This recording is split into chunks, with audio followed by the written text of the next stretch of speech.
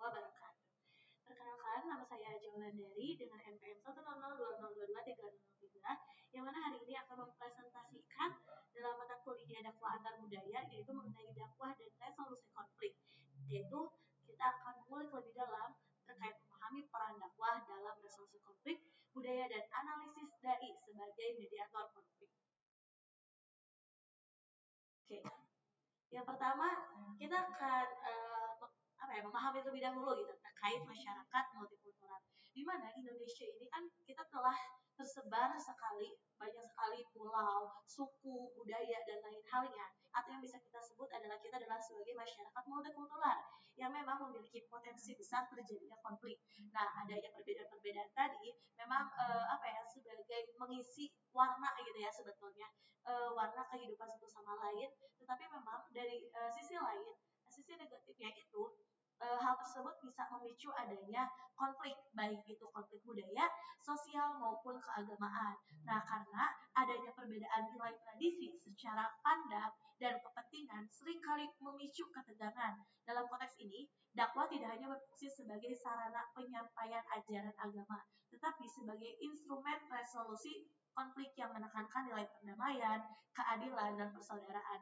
Oleh karena itu, adanya beberapa perbedaan, yaitu dari budaya, nilai, dan lain-lainnya. Kita selaku muslim, yang mana di dalamnya itu kan kita diajarkan bahwasanya Islam itu hadir rahmatan lil alamin, yaitu untuk untuk segala golongan gitu ya, bahwa kita tuh akan menebarkan kasih sayang untuk semuanya, untuk alam semesta. Oleh karenanya disinilah waktu kita mengimplementasikan bagaimana kita mengemas konflik tersebut supaya tidak terjadinya adanya perpecahan.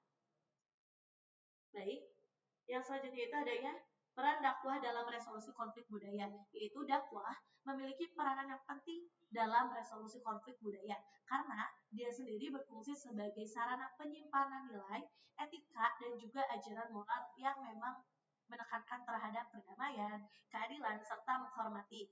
Melalui dakwah yang inklusif atau yang terbuka bagi siapapun itu, tidak pandang ras, suku, bangsa, dan lain halnya, nilai-nilai keislaman seperti toleransi, musyawarah, dan juga persaudaraan dapat disampaikan dengan bahasa yang memang mudah diterima oleh beberapa kelompok.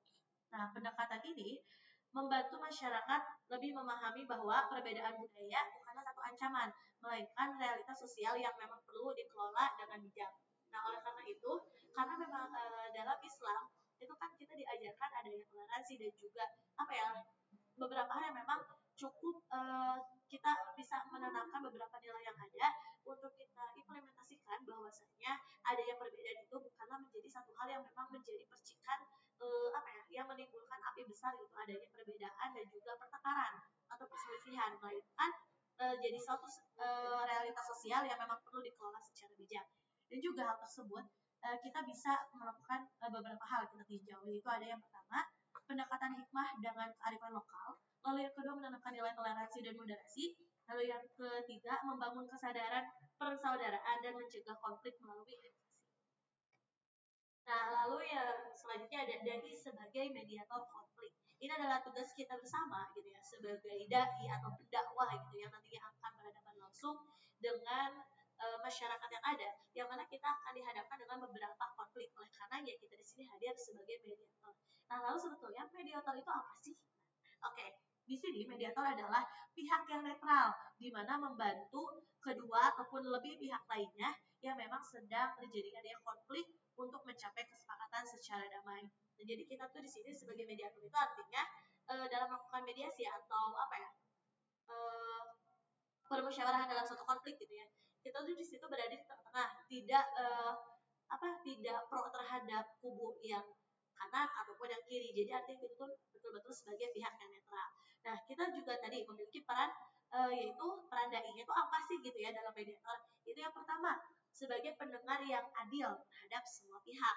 Nah, artinya tadi ya kita tidak memiliki pandangan secara subjektif. Oh, karena saya dekat sama ini berarti saya lebih pro sini nih, atau karena aku kenal ke dia aku lebih pro ke dia. Nah, tidak. Tapi mediator di sini peran dai ini harus menjadi pendengar yang memang adil terhadap semua pihak manapun itu. Lalu yang kedua menjadi penengah yang netral dan juga objektif. Jadi saat kita telah mendengarkan permasalahan yang ada, lalu kita di situ telah Nah, sebenarnya permasalahan itu apa sih gitu ya? Lalu kita harus menjadi satu penengah bahwasanya apa hal tersebut, konflik tersebut untuk tidak berlangsung secara berkepanjangan gitu atau memiliki rentang waktu yang cukup lama. Nah, oleh karena kita hadir sebagai penengah dan juga mencari benang-benang yang ada untuk kita cari bersama jalan keluarnya. Lalu yang ketiga ada memberi nasihat berbasis nilai agama dan kemanusiaan. Nah, oleh karenanya di sini kita hadirkan, kita selipkan beberapa nilai keislaman yang ada, nilai-nilai ataupun kita bisa sebutkan dengan syiar gitu ya, bahwasanya Islam itu mengajarkan suatu kebaikan-kebaikan yang ada. Oleh karenanya dari benang merah yang telah kita ambil, telah kita kerucutkan, di situ kita kita berikan gitulah bahwasanya kebenaran ataupun kesalahan yang itu kita coba disinkronisasi dengan nilai-nilai agama dan juga nilai-nilai kemanusiaan yang memang pastinya juga diajarkan dari dasar kewarganegaraan.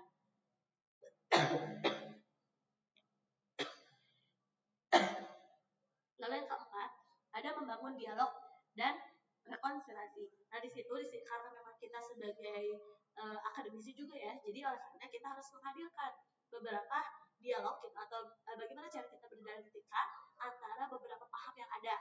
Nah itu merupakan peran dai sebagai mediator konflik. Adapun kompetensi dai yang memang harus dai miliki saat dia menjadi mediator konflik. Nah, yang pertama adalah integritas dan kejujuran. Jadi yang pertama yaitu integritas gitu ya, yang mana berkaitan dengan akhlak, etika dan lain-lain dan juga kejujuran. Yang mana artinya tadi saat kita memandang satu permasalahan, saat kita mengukur permasalahan yang ada, kita harus menyesuaikan dengan pandangan secara objektif, tidak ataupun ya dilarang gitu ya dengan melalui pandangan subjektif atau karena berdasarkan orangnya gitu, melainkan kita harus memandang betul-betul sesuai dengan permasalahannya. Nah, oleh karenanya kejujuran di sini juga memang sangat menjadi nomor satu dalam kompetensi dai itu sendiri dalam menjadi mediator konflik. Lalu yang kedua ada empati dan kecerdasan emosional. Jadi bagaimana cara mengelola emosi yang ada antara dua belah pihak ataupun dua kubu yang ada. Kita harus menaruh simpati, empati dan juga kecerdasan emosional kita kelola sehingga tidak menjadikan permasalahan yang memang berkepanjangan gitu ya. Bagaimana cara kita betul-betul menghadirkan kecerdasan intelijen emosional gitu ya. Emosional intelijen kita hadirkan agar meredam satu emosional yang memang cukup meningkat. Nah, lalu yang ketiga ada pemahaman budaya dan sosial. Nah, karena memang adanya masyarakat multikultural ini sangat sensitif terhadap budayanya dan juga sosial yang ada karena ada perbedaan-perbedaan tadi. Oleh karena kita harus memang memahami budaya satu sama lain gitu. Bagaimana kita akan menengahi satu permasalahan apabila kita tidak paham terhadap apa yang memang terjadi dan juga sumber masalahnya itu dari mana, perbedaannya itu, landasan perbedaannya itu apa yang membuat satu permasalahan itu muncul gitu ya. Oleh karena kita harus memiliki pemahaman budaya dan sosial yang memang lebih mendalam supaya kompetensi kita dalam menyelesaikan satu permasalahan itu bisa kita gali lebih mengkerucut gitu ya. Lalu yang keempat ada kemampuan berkomunikasi secara persuasif. Adanya penyampaian tata bahasa dan juga berretorika gitu ya dalam menyampaikan tadi ya sebagai penengah yang tadi itu merupakan salah satu aspek yang memang harus dipenuhi, yaitu tadi kemampuan berkomunikasi secara persuasif karena nantinya apa yang kita sampaikan itu akan berpengaruh terhadap keberlangsungan permasalahan yang ada. Lalu yang terakhir yang tadi memang telah kita bahas di awal, yaitu adanya sikap yang tidak memihak antara beberapa individu lainnya ataupun beberapa pihak antara kubu kanan dan juga kubu kirinya. Nah, di sini pun kita akan bahas terkait prinsip dakwah dalam resolusi konflik. Yang pertama ada al-adl, yaitu artinya keadilan, di mana bersikap objektif dan tidak memihak secara subjektif. Nah, itu juga merupakan salah satu prinsip, yaitu yang berkaitan dengan keadilan, yaitu menempatkan persoalan sesuai dengan proporsinya, mendengarkan semua pihak yang berkonflik serta memberikan penilaian yang jujur dan juga seimbang.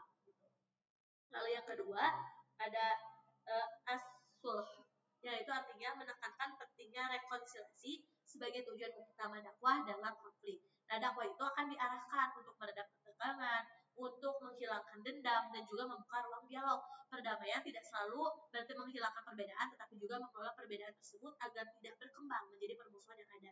Karena tadi ya adanya perbedaan-perbedaan itu sebetulnya itu bisa kita olah menjadi satu warna yang ada untuk melengkapi satu sama lain.